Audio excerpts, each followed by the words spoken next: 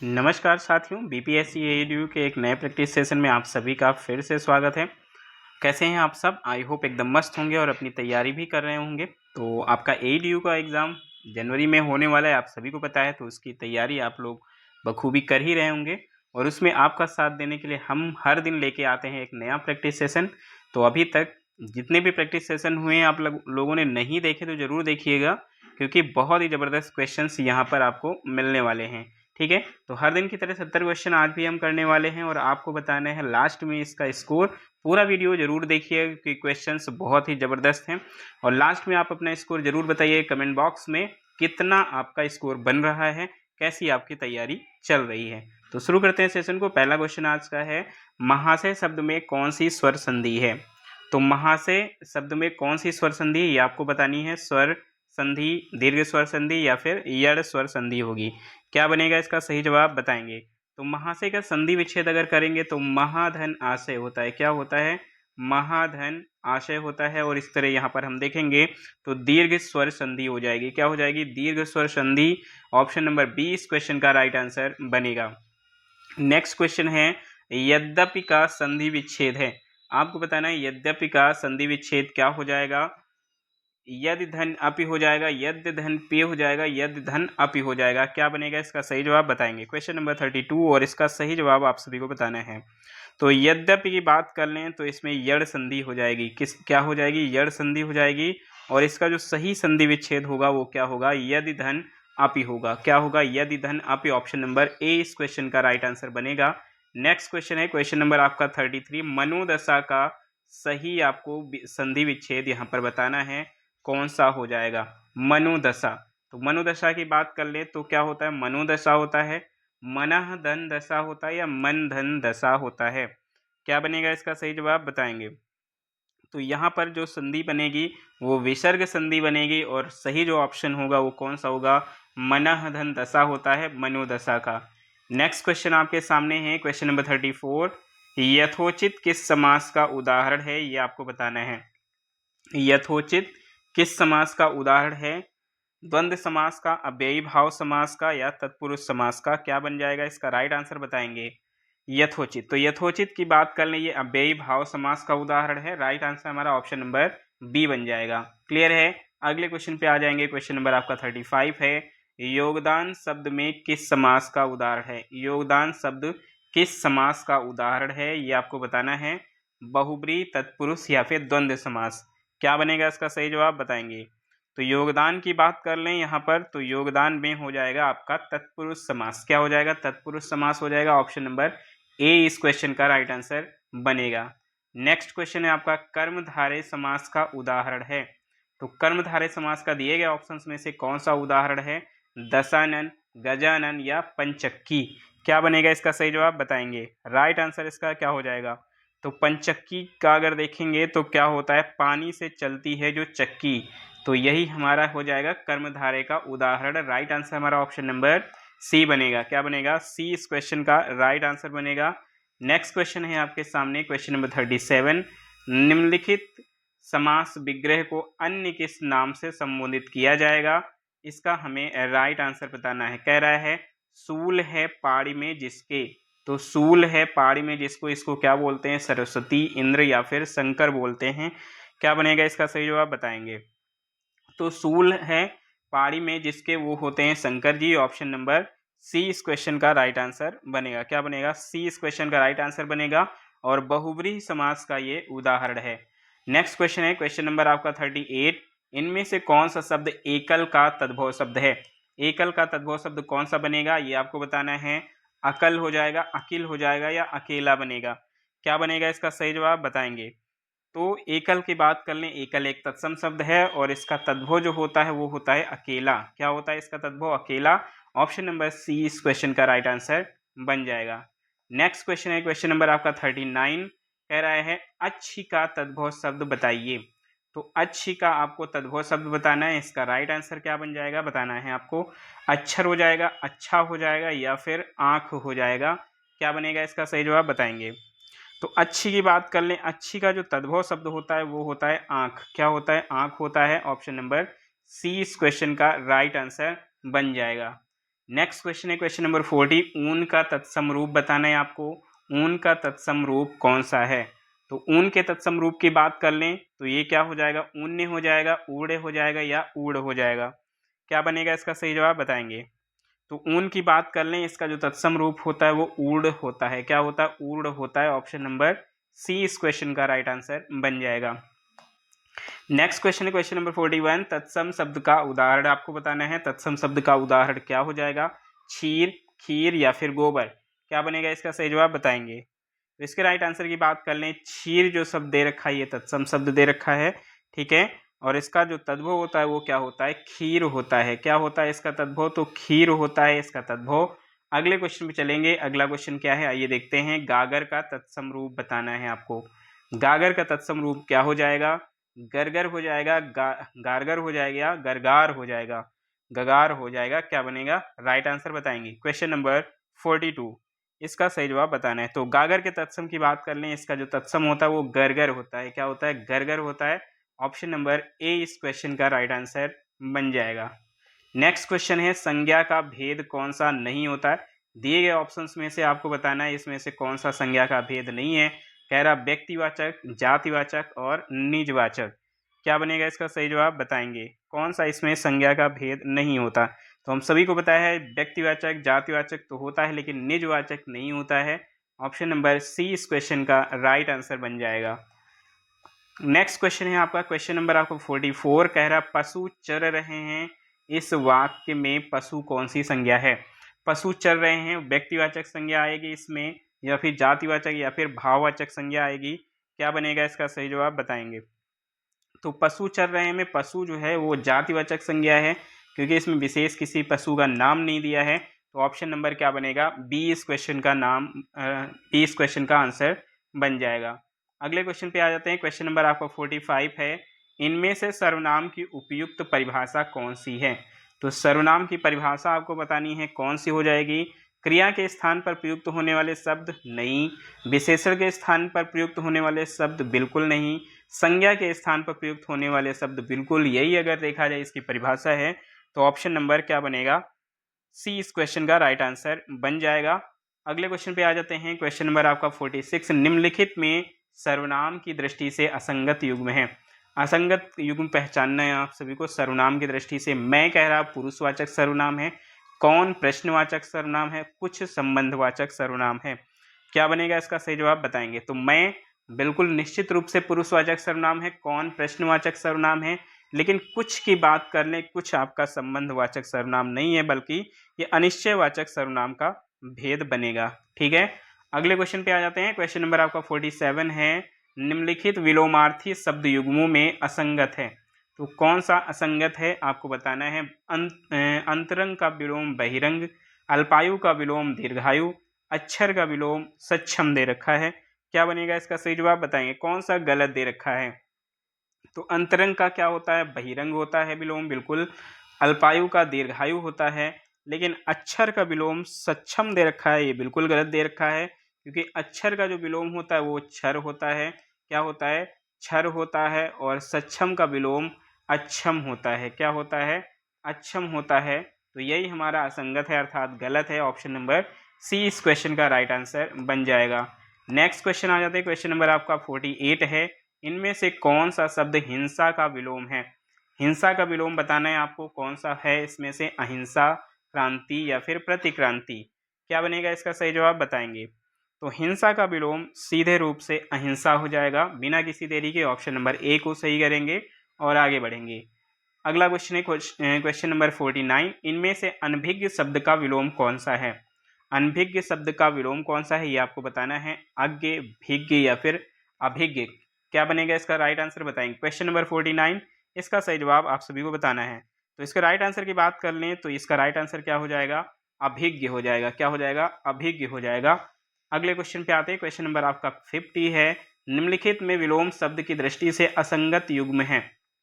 तो असंगत युग्म को छांटना है यहाँ पर। क्या बनेगा बताएंगे। कड़वा का अकड़वा कह रहा है, जटिल का सरल, तीव्र का मंद्र। क्या बनेगा सही जवाब बताएंगे। राइट आंसर क्या बनेगा। तो कड़वा का अकड़वा विलोम हो सकता है, इसको सही मान सकते हैं। क्लियर है। जटिल का सरल हो सकता है, लेकिन तीव्र का मंद्र क्या होता है? मंद्र नहीं होता है, बल्कि क्या होता है? तीव्र का मंद होता है। क्या होता है? मंद होता है, ना कि मंद्र। तो राइट आंसर हमारा क्या हो जाएगा? राइट आंसर हमारा ऑप्शन नंबर सी हो जाएगा। अगले क्वेश्चन पे आते हैं। क्वेश्चन नंबर आपका 51 है, अनुगामी शब्द में कौन सा उपसर्ग है? अनुगामी शब्द में कौन सा उपसर्ग है, ये आपको बताना है। राइट आंसर इसका क्या हो जाएगा? आ उपसर्ग हो जाएगा, या आ हो जाएगा, या फिर अनु हो जाएगा? क्या बनेगा इसका सही जवाब? बताएंगे अनुगामी। तो अनुगामी में सीधा सीधा यहाँ पर दिख रहा है हमें अनुधनगामी, यानी कि अनु यहाँ पर उपसर्ग बनेगा। नेक्स्ट क्वेश्चन है क्वेश्चन नंबर 52, आमरण शब्द में कौन सा उपसर्ग है? आमरण शब्द में कौन सा उपसर्ग है आपको बताना है। आम हो जाएगा, आमर हो जाएगा, या आ हो जाएगा यहाँ पर उपसर्ग। जो लोग चैनल से नए जुड़े हैं भैया, आप लोग सब्सक्राइब कर लीजिए, क्योंकि अब जहाँ यहाँ तक आ ही गए हैं और इतना बेहतर सेशन चल ही रहा है, तो चैनल को सब्सक्राइब कर लीजिए आगे की तैयारी के लिए। तो यहाँ पर आंसर की बात कर लें तो आमरण शब्द में जो उपसर्ग लगता है वो कौन सा लगता है? तो ये हो जाता है आ उपसर्ग। क्या हो जाता है? आ उपसर्ग। ऑप्शन नंबर सी इस क्वेश्चन का राइट आंसर बन जाएगा। नेक्स्ट क्वेश्चन की तरफ चलेंगे। अगला क्वेश्चन क्वेश्चन नंबर 53 है, कह रहा पुरातन शब्द में कौन सा उपसर्ग है? पुरातन शब्द में आपको बताना है उपसर्ग कौन सा हो जाएगा। यहाँ पर पुरा हो जाएगा, पू हो जाएगा, या फिर तन हो जाएगा? क्या बनेगा इसका सही जवाब? बताएंगे। क्वेश्चन नंबर 53, तो इसकी बात कर लें। यहाँ पर पुरातन में जो उपसर्ग लगता है वो पूरा उपसर्ग लगता है। क्या लगता है? पूरा उपसर्ग। ऑप्शन नंबर ए इस क्वेश्चन का राइट आंसर बनेगा। नेक्स्ट क्वेश्चन क्वेश्चन नंबर 54, रक्तिमा शब्द में कौन सा प्रत्यय लगा है? रक्तिमा शब्द में कौन सा प्रत्यय लगा है? माँ प्रत्यय है, अमा प्रत्यय है, या इमा प्रत्यय है? क्या बनेगा इसका सही जवाब? बताएंगे। रक्तिमा। तो रक्त धन इमा क्या होता है? रक्त धन इमा, यानी कि रक्तिमा। तो ऑप्शन नंबर क्या बनेगा? सी इस क्वेश्चन का राइट आंसर बन जाएगा, इमा। अगला क्वेश्चन है क्वेश्चन नंबर 55, नशीला शब्द में कौन सा प्रत्यय है? आपको बताना है नशीला शब्द में कौन सा प्रत्यय हो जाएगा। सीला हो जाएगा, ईला हो जाएगा, या ला प्रत्यय हो जाएगा? क्वेश्चन नंबर 55 का आंसर आप सभी को करना है। इसका सही जवाब क्या हो जाएगा? तो इसकी बात कर ले, नशीला में जो प्रत्यय होता है वो ईला प्रत्यय होता है। क्या होता है? ईला प्रत्यय होता है। ऑप्शन नंबर बी इस क्वेश्चन का राइट आंसर बन जाएगा। अगला क्वेश्चन क्वेश्चन नंबर 56, द्विज शब्द के लिए उपयुक्त वाक्य खंड चुनिए। तो द्विज किसको बोलते हैं ये आपको बताना है। बहुत बोलने वाले को बोलते हैं, दो बार जन्म लेने वाला, या फिर बहुत जानने वाला? क्या बनेगा इसका सही जवाब? बताएंगे। क्वेश्चन नंबर 56, तो बहुत बोलने वाले को तो बोलते हैं वाचाल। क्या बोलते हैं? वाचाल बोलते हैं। और बहुत जानने वाले को बहुवज्ञ बोला जाता है। क्या बोला जाता है? बहुवज्ञ बोला जाता है। और दो बार जन्म लेने वाले को बोलते हैं द्विज। तो आंसर हमारा क्या बनेगा? ऑप्शन नंबर बी बन जाएगा। क्लियर है। अगले क्वेश्चन पे आ जाते हैं। क्वेश्चन नंबर आपका 57, अंडे से जन्म लेने वाला वाक्यांश के लिए एक शब्द क्या बनेगा? अंडे से जन्म लेने वाला, उसको क्या बोलेंगे? अंडक बोलेंगे, जलज बोलेंगे, या अंडज बोलेंगे? क्या बोलेंगे बताइएगा। तो इसकी बात कर लें, इसको बोला जाता है अंडज। क्या बोला जाता है? अंडज बोला जाता है। तो राइट आंसर हमारा ऑप्शन नंबर सी बन जाएगा, अंडक नहीं अंडज। Option number C. Next question है, जो संविधान के अनुकूल ना हो इस वाक्यांश के लिए सही शब्द कौन सा है? जो संविधान के अनुकूल ना हो उसको क्या बोलेंगे? राइट आंसर आप सभी को बताना है। संवैधानिक हो जाएगा, राजनीतिक हो जाएगा, या असंवैधानिक हो जाएगा? तो इसके राइट आंसर की बात कर लें तो ये बिल्कुल सही है, आपका असंवैधानिक हो जाएगा, जो संविधान के अनुकूल नहीं होगा। ऑप्शन नंबर सी इस क्वेश्चन का राइट आंसर बनेगा। अगला क्वेश्चन है, अनिल का पर्यायवाची शब्द आपको बताना है। अनिल का पर्यायवाची शब्द कौन सा है? पवन, चक्रवात और अनल। क्या बनेगा इसका सही जवाब? बताएंगे। अनिल। तो अनिल की बात कर लें यहाँ पर, तो अनल तो आग का होता है, तो अनिल होता है पवन का। किसका होता है? ये पवन का होता है। ऑप्शन नंबर ए इस क्वेश्चन का राइट आंसर बन जाएगा। नेक्स्ट क्वेश्चन है, नागर का पर्यायवाची शब्द आपको बताना है। नागर किसका पर्यायवाची शब्द है? यहाँ पर नगर का, या फिर देवनागरी का, या चतुर का? क्या बनेगा इसका सही जवाब? बताएंगे। क्वेश्चन नंबर 60, तो इसकी बात कर ले, नागर पर्यायवाची होता है चतुर का। किसका होता है? चतुर का। ऑप्शन नंबर सी इस क्वेश्चन का राइट आंसर बन जाएगा। अगले क्वेश्चन पे आ जाते हैं। क्वेश्चन नंबर 61 है, निम्नलिखित में से कौन सा शब्द तरक्की का पर्याय नहीं है? तो तरक्की का पर्याय आपको बताना है कौन सा नहीं है। ठीक है, नहीं है बताना है। विकास, वृद्धि, या फिर अपकर्ष? क्या बनेगा इसका सही जवाब? बताएंगे। तो अपकर्ष अगर देखा जाए तो ये तरक्की का पर्यायवाची नहीं होता है, बाकी विकास और वृद्धि ये सभी तरक्की के पर्यायवाची हैं। तो राइट आंसर हमारा क्या बनेगा, अपकर्ष बन जाएगा। ऑप्शन नंबर सी इस क्वेश्चन का राइट आंसर बनेगा। अगले क्वेश्चन पे आ जाएंगे। क्वेश्चन नंबर आपका है 62। कारक के भेद पूछा है। कारक के कितने भेद होते हैं आप सभी को बताना है। 5 होते हैं, 6 होते हैं या फिर 8 होते हैं। क्या बनेगा इसका सही जवाब बताएंगे। तो कारक के भेद की बात कर लें तो ये 8 भेद होते हैं, आप सभी को पता है, आप लोगों ने पढ़ रखा है। ऑप्शन नंबर सी इस क्वेश्चन का राइट आंसर हो जाएगा। कितने कौन कौन से होते हैं, तो कर्ता, कर्म, करण, संप्रदान, अपादान, संबंध, अधिकरण और संबोधन कारक, ये टोटल 8 होते हैं। अगले क्वेश्चन पे आते हैं। क्वेश्चन नंबर आपका 63 है। मोहन ने सोहन को गुब्बारे दिए। तो रेखांकित अंश में कौन सा कारक है ये आपको बताना है। सोहन को में कौन सा कारक है, कर्म कारक है, संप्रदान कारक है या अपादान कारक है। क्या बनेगा इसका सही जवाब बताएंगे। Question number 63। तो इसकी बात कर लें, इसमें है संप्रदान कारक। क्या हो जाएगा, संप्रदान कारक। ऑप्शन नंबर बी इस क्वेश्चन का राइट आंसर बनेगा। क्या बनेगा, बी इस क्वेश्चन का राइट आंसर बनेगा। अगला क्वेश्चन है क्वेश्चन नंबर 64।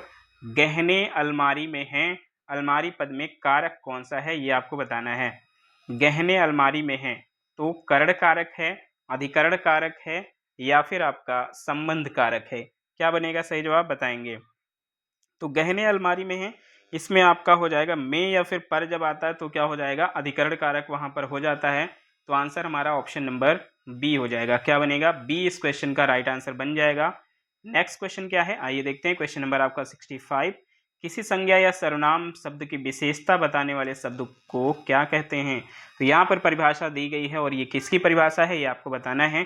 क्रिया विशेषण की परिभाषा है, विशेषण की परिभाषा है या समुच्चय बोधक की परिभाषा है। क्या बनेगा इसका सही जवाब बताएंगे। तो जो शब्द संज्ञा या सर्वनाम की विशेषता बताते हैं उनको हम लोग कहते हैं विशेषण। तो आंसर हमारा क्या बनेगा, बी इस क्वेश्चन का राइट आंसर बन जाएगा। नेक्स्ट क्वेश्चन पे आ जाते हैं। क्वेश्चन नंबर आपका 66 है। जैसा काम वैसा दाम। तो जैसा काम वैसा दाम, ये जिस जैसा जो दिया है वो किस व्याकरणात्मक कोटि का है ये आपको बताना है। तो विशेषण है या फिर विशेष है या सर्वनाम है, क्या है ये आपको बताना है। क्या है बताइए। तो इसमें अगर देखा जाए तो ये जैसा जो शब्द दिया गया ये विशेषण शब्द है। कैसा शब्द है, तो ये विशेषण शब्द है। ऑप्शन नंबर ए इस क्वेश्चन का राइट आंसर बनेगा। अगले क्वेश्चन की तरफ बढ़ते हैं। Question number 67। 100 गुना लंबा में विशेषण का कौन सा भेद पाया जाएगा। 100 गुना लंबा, तो 100 गुना लंबा में विशेषण का कौन सा भेद होगा, गणनावाचक, क्रमवाचक या आवृत्तिवाचक। क्या बनेगा सही जवाब बताएंगे। तो 100 गुना, 2 गुना, 3 गुना ये सभी होते हैं आवृत्तिवाचक, इसलिए हमारा जो आंसर बनेगा वो क्या हो जाएगा, ऑप्शन नंबर सी इस क्वेश्चन का राइट आंसर बन जाएगा। नेक्स्ट क्वेश्चन की तरफ बढ़ते हैं। टहलना एक अच्छा व्यायाम है में टहलना क्या है। इसमें टहलना जो दे रखा है शब्द ये क्या है, क्रियात्मक संज्ञा है या विशेषण है। क्या बन जाएगा इसका राइट आंसर बताएंगे। क्वेश्चन नंबर 68 का आंसर करना है आप सभी को। इसका राइट आंसर क्या हो जाएगा।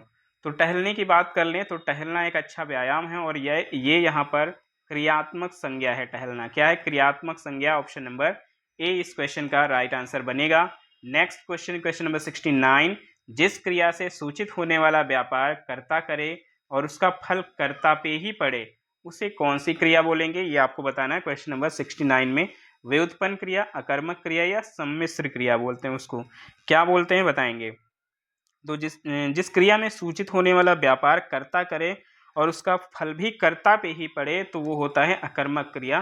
कौन सा होता है, अकर्मक क्रिया होता है। ऑप्शन नंबर बी इस क्वेश्चन का राइट आंसर बन जाएगा। अगले क्वेश्चन पे आ जाते हैं। यदि दौड़ना अकर्मक क्रिया है तो इसकी प्रेरणार्थक क्रिया क्या होगी। इसकी प्रेरणार्थक क्रिया आपको बताना है क्या होगी, दौड़वाना, रुकना या फिर दौड़ाना। क्या बनेगा इसका सही जवाब बताएंगे। राइट आंसर आपको बताना है। तो दौड़ना की जो प्रेरणार्थक क्रिया बनेगी वो दौड़वाना बनेगी। क्या बनेगी, दौड़वाना बनेगी। तो राइट आंसर हमारा क्या बनेगा, राइट आंसर हमारा ऑप्शन नंबर ए हो जाएगा। क्या हो जाएगा, ए हो जाएगा। नेक्स्ट क्वेश्चन चलेंगे। क्वेश्चन नंबर आपका 71 है। निम्नलिखित शब्दों पर विचार कीजिए। तो विचार करना है आपको और क्या करना है, अधोगति, उज्ज्वल, विस्मरण, हितैषी, किस विकल्प में सभी शब्द क्या हैं, शुद्ध हैं। यानी कि वर्तनी आपको देखनी है किस में सभी वर्तनी शुद्ध हैं आपको बताना है। राइट आंसर क्या बनेगा? और आपके ऑप्शंस जो हैं इधर साइड दे रखे हैं, ऊपर आपको नंबरिंग दे रखी है। तो जैसे यहाँ पर अधोगति दे रखा है, तो अधोगति क्या है? गलत दे रखा है। अधोगति बिल्कुल गलत है, क्योंकि जो शुद्ध होता है वो अधोगति होता है, ना कि गति। क्या होता है? अधोगति होता है, गति नहीं होता है। तो अधोगति ये वाला गलत हो जाएगा। उज्ज्वल कह रहा है, ये भी गलत दे रखा है, क्योंकि क्या होता है? उज्ज्वल होता है। क्या होता है? उज्ज्वल होता है। तो ये उज्ज्वल वाला भी गलत है। इसके अलावा अगर देखा जाए, यहाँ पर जो विस्मरण है, विस्मरण आपका एकदम सही दे रखा है। इसके अलावा हितैषी भी आपका एकदम सही दे रखा है। तो 3 और जो 4 दे रखा है, ये आपका एकदम सही दे रखा है। तो 3 और 4 किस में मिलेगा? ये आपको ऑप्शन नंबर सी में मिल जाएगा। तो राइट आंसर हमारा ऑप्शन नंबर सी हो जाएगा। अगले क्वेश्चन पे आ जाते हैं। क्वेश्चन नंबर आपका 72 है। दिए गए शब्दों में शुद्ध वर्तनी का चयन कीजिए। दिए गए शब्दों में आपको बताना है शुद्ध वर्तनी कौन किसमें है? अनजान, अनजान या फिर अनजान। कौन सा वाला अनजान यहाँ पर सही दे रखा है? राइट आंसर क्या बनेगा बताएंगे? तो अनजान की अगर शुद्ध वर्तनी देखेंगे तो अनजान की ये वाली शुद्ध वर्तनी नहीं होती है। ठीक है, अनजान की जो शुद्ध वर्तनी होती है ये होती है ऑप्शन नंबर सी वाली। क्लियर है? तो राइट आंसर हमारा क्या बनेगा? ऑप्शन नंबर सी बन जाएगा। अगला क्वेश्चन है क्वेश्चन नंबर 73। फूंक से पहाड़ उड़ाना। मुहावरे का सही अर्थ क्या हो जाएगा? फूंक से पहाड़ उड़ाना, असंभव कार्य करने की कोशिश करना, बड़ा काम करना, झूठी बातें करना। क्या बनेगा इसका सही जवाब बताएंगे? क्वेश्चन नंबर 73 राइट आंसर इसका क्या बनेगा बताएंगे? तो ये होता है असंभव कार्य करने की कोशिश करना, फूंक से पहाड़ उड़ाना होता है। नेक्स्ट क्वेश्चन पे आ जाते हैं। क्वेश्चन नंबर 74 है। उंगली पकड़ के पहुंचा पकड़ना। तो उंगली पकड़ के पहुंचा पकड़ना, इस मुहावरे का अर्थ आपको बताना है। क्या बनेगा इसका सही जवाब? तो प्यार करने के लिए हाथ पकड़ना, धीरे धीरे साहस को बढ़ने देना, या ताकत का अनुमान लगाना। क्या बनेगा इसका सही जवाब बताएंगे? तो उंगली पकड़ के पहुंचा पकड़ने का मतलब होता है धीरे धीरे साहस को बढ़ने देना। ठीक है, क्या होता है? धीरे धीरे साहस को बढ़ने देना। ऑप्शन नंबर बी इस क्वेश्चन का राइट आंसर बनेगा। अगले क्वेश्चन पे आ जाते हैं। यह मूंग और मसूर की दाल, लोकोक्ति का अर्थ बताना है। यह मूंग और मसूर की दाल, इस लोकोक्ति का अर्थ क्या बनेगा? मजबूरी में आदमी सब कुछ करता है, केवल ऊपरी दिखावा, अपनी औकात से बढ़कर होना या करना। क्या बनेगा इसका सही जवाब बताएंगे? क्वेश्चन नंबर 75 का आंसर आप सभी को करना है। इसका सही जवाब क्या हो जाएगा? तो इसकी बात कर लें, इसका मतलब क्या होता है? अपनी औकात से बढ़कर होना या फिर करना। ये मूंग और मसूर की दाल, ऑप्शन नंबर सी इस क्वेश्चन का राइट आंसर बनेगा। नेक्स्ट क्वेश्चन, जमात में करामात। तो जमात में करामात लोकोक्ति का अर्थ आपको बताना है। क्या हो जाएगा इस लोकोक्ति का अर्थ? तो भीड़ में रहने वाले लोग कुछ ना गड़बड़ी करते हैं, कुछ ना कुछ गड़बड़ी करते हैं, और भीड़ में लोग बहुत अच्छे होते हैं, भीड़ में रहकर ही अच्छा काम किया जा सकता है। ये आपको बताना है। क्या बनेगा इसका राइट आंसर? तो इसके राइट आंसर की बात कर लें तो जमात में करामात का अर्थ है भीड़ में रहने वाले लोग कुछ ना कुछ गड़बड़ी जरूर करते हैं। तो यही इस क्वेश्चन का राइट आंसर बनेगा, option number A. Next question है क्वेश्चन नंबर 77। या र ला वा किस वर्ग के व्यंजन है? या र ला वा किस वर्ग के व्यंजन है? ये आपको बताना है। ऊष्म व्यंजन है, अंतस्थ व्यंजन है, या फिर दंत व्यंजन है। क्या बनेगा इसका सही जवाब बताएंगे? तो या र लावा की बात कर लें, ये अंतस्थ व्यंजन में आते हैं। किस में आते हैं? अंतस्थ व्यंजन में आते हैं। ऑप्शन नंबर बी इस क्वेश्चन का राइट आंसर बन जाएगा।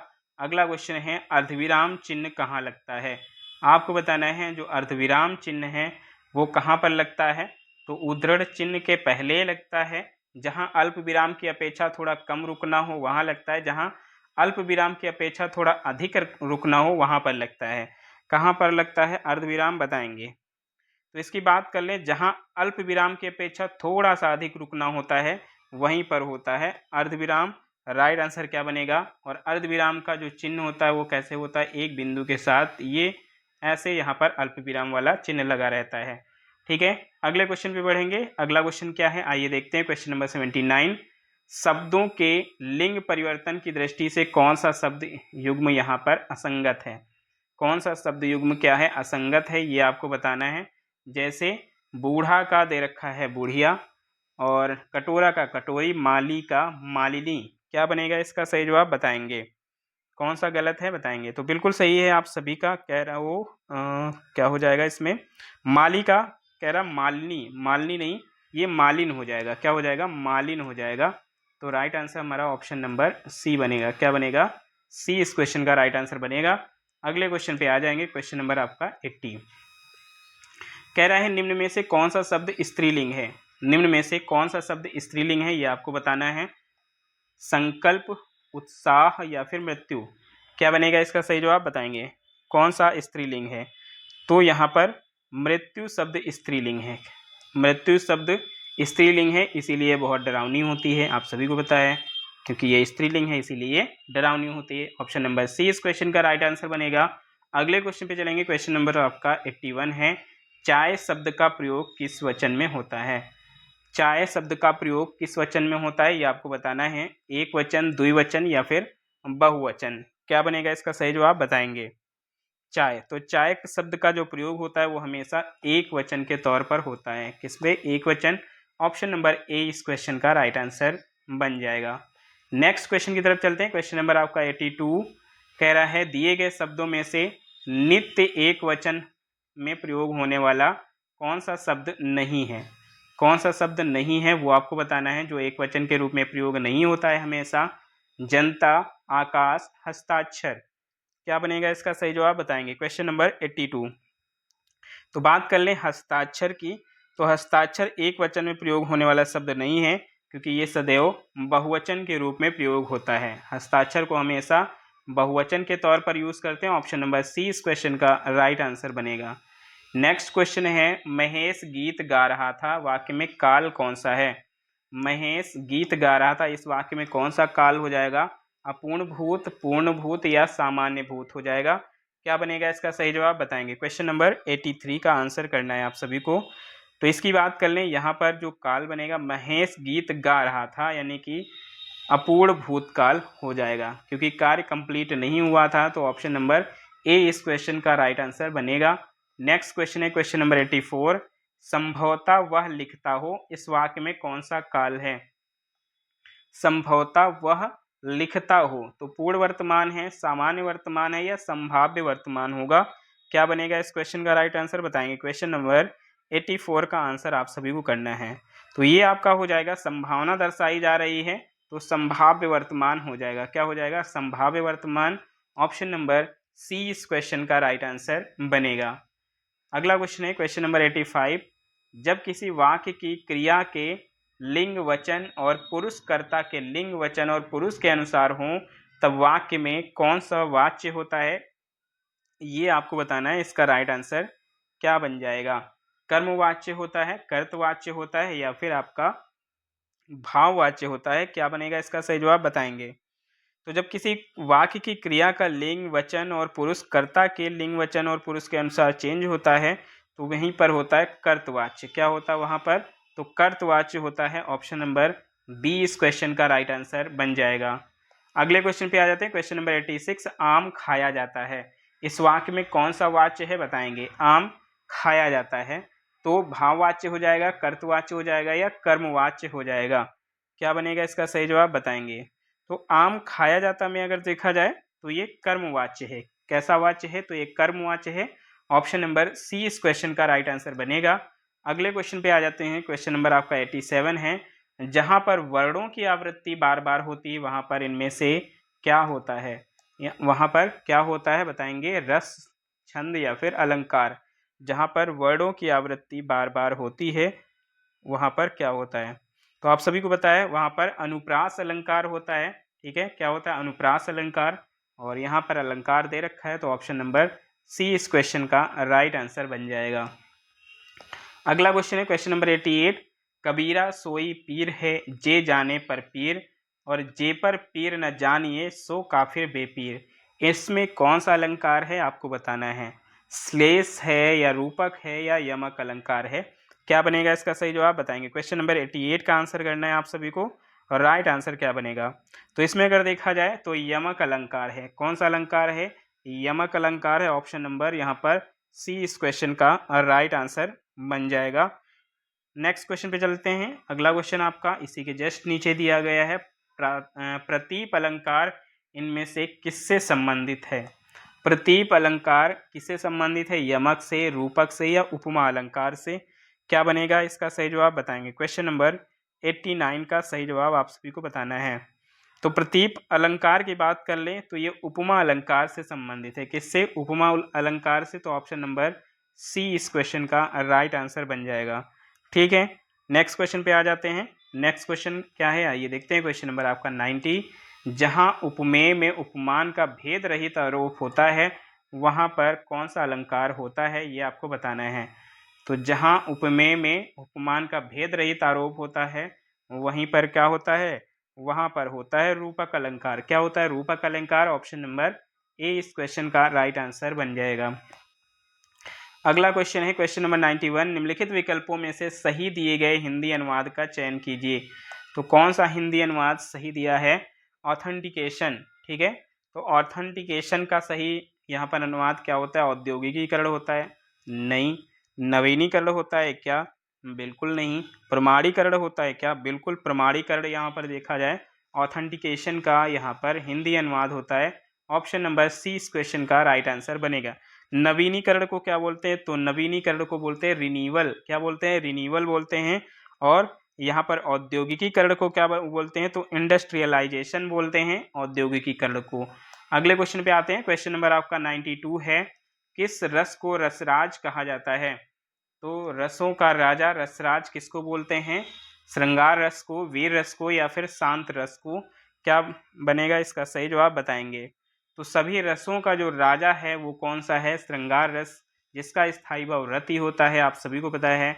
ऑप्शन नंबर ए इस क्वेश्चन का राइट आंसर बन जाएगा। अगला क्वेश्चन है क्वेश्चन नंबर 93, जो मात्रिक सम छंद है, प्रत्येक चरण में 16 मात्राएं होती हैं, उसे क्या कहते हैं? तो सममात्रिक छंद कौन सा है और 16 मात्राएं वाला? तो इससे पहले वाले ही प्रैक्टिस सेट में आप लोगों ने देखा है, ये होता है चौपाई। क्या होता है? चौपाई होता है। ऑप्शन नंबर ए इस क्वेश्चन का राइट आंसर बनेगा। आगे 94 से लेकर 96 तक के जो क्वेश्चन वो गद्यांश को पढ़कर हम लोग करेंगे। तो मेरे साथ आप भी गद्यांश को अच्छे से पढ़िएगा, और अगर ज़्यादा स्पीड में लगे तो वीडियो को पॉज करके आप ध्यान से पढ़ सकते हैं। तो शुरू करते हैं। लिखा है, मृत्युंजय और संघमित्र की मित्रता पाटलिपुत्र के जंजन की जानी बात थी। मृत्युंजय जंजन द्वारा धन्वंतर की उपाधि से विभूषित वैद्य थे और संघमित्र समस्त उपाधियों से विमुक्त भिक्षु थे। मृत्युंजय चरक और सुश्रुत को समर्पित थे, जो संघमित्र बुद्ध के संग और धर्म को। प्रथम का जीवन की संपन्नता और दीर्घायुष्य में विश्वास था, तो द्वितीय का जीवन की निराकरण और निर्वाण में। दोनों ही दो विपरीत तटों के समान थे, फिर भी उनके मध्य बहने वाली स्नेह सरिता उन्हें अभिन्न बनाए रखती थी। यह आश्चर्य है, जीवन के उपासक वैद्यराज को उस निर्वाण के लोभी के बिना चैन ही नहीं था। पर यह परम आश्चर्य था कि समस्त रोगों को मलों की तरह त्यागने में विश्वास रखने वाला भिक्षु भी वैद्यराज के मोह में फंस अपने निर्वाण को कठिन से कठिनतर बना रहा था। वैद्यराज अपनी वार्ता में संघमित्र से कहते, निर्वाण यानी कि मोक्ष का अर्थ है आत्मा का मृत्यु पर विजय। संघमित्र हंसकर कहते, देह द्वारा मृत्यु पर विजय मोक्ष नहीं है। देह तो अपने आप में व्याधि है। तुम देह की व्याधियों को दूर करके कष्टों से छुटकारा नहीं दिलाते, बल्कि कष्टों के लिए अधिक सुयोग जुटाते हो। देह व्याधि से मुक्ति तो भगवान की शरण में है। वैद्यराज ने कहा, मैं तो देह को भगवान के समीप जीते ही बने रहने का माध्यम मानता हूँ।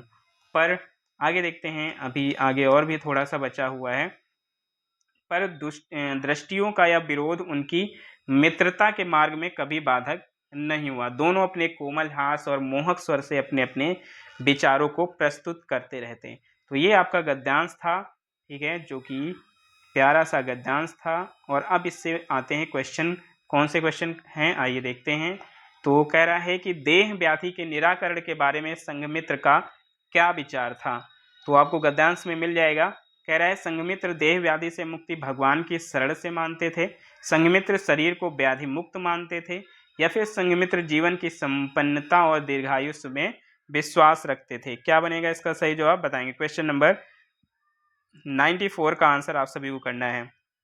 तो इसकी बात कर लें तो संघमित्र जो थे वो देह व्याधि से मुक्ति भगवान की शरण से मानते थे।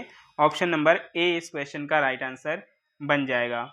अगले क्वेश्चन पे आते हैं। क्वेश्चन नंबर आपका 95 है, आत्मा की मृत्यु पर विजय ही क्या है? मोक्ष है, ऐसा किसका मानना है?